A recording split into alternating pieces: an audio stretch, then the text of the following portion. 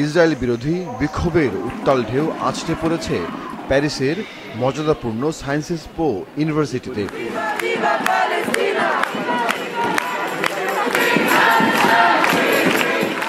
যুক্তরাষ্ট্রের ক্যাম্পাসগুলোর মতো সেখানেও অনুরূপ কর্মসূচি শুরু হয়েছে।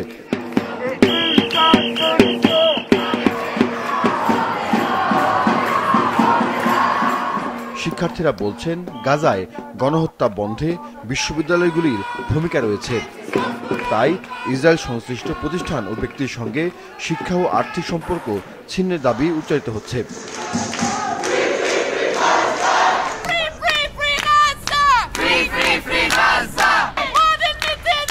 ধরপাকড় উপেক্ষা করে ক্যাম্পাসে অবস্থান নিয়েছে জার্মানির শিক্ষার্থীরাও। পুলিশ তাদের তাঁবু খুলে ফেললেও প্রতিবাদ কর্মসূচি চলছেই।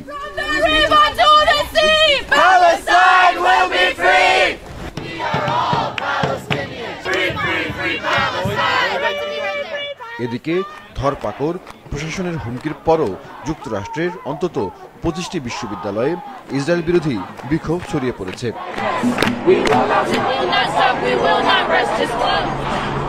কলম্বিয়া বিশ্ববিদ্যালয়ে গণগ্রেফতারের পর তীব্রতর হয় বিক্ষোভ।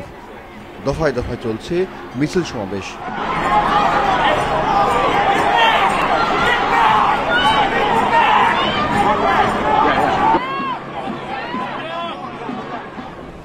সাউদার্ন ক্যালিফোর্নিয়া বিশ্ববিদ্যালয় স্নাতক অনুষ্ঠান বাতিল করেছে।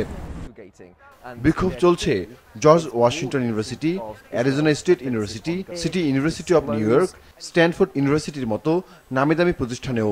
We have gathered here, actually right here, a million times, a bunch of times in the rain, in the snow and the sun, and we'll continue to do it.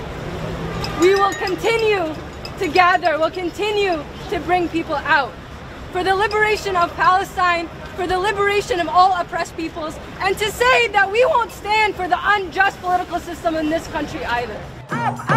গেল কয়েকদিনের বিক্ষোভ থেকে কয়েকশো শিক্ষার্থীকে গ্রেফতার করা হয়েছে। বিশ্ববিদ্যালয় ক্যাম্পাসে প্রশাসনের এমন বল প্রয়োগ নিয়ে প্রশ্ন তুলেছে বিভিন্ন অধিকার সংগঠন। জাহিদুর রহমান, মাছরাঙা নিউজ ডেস্ক।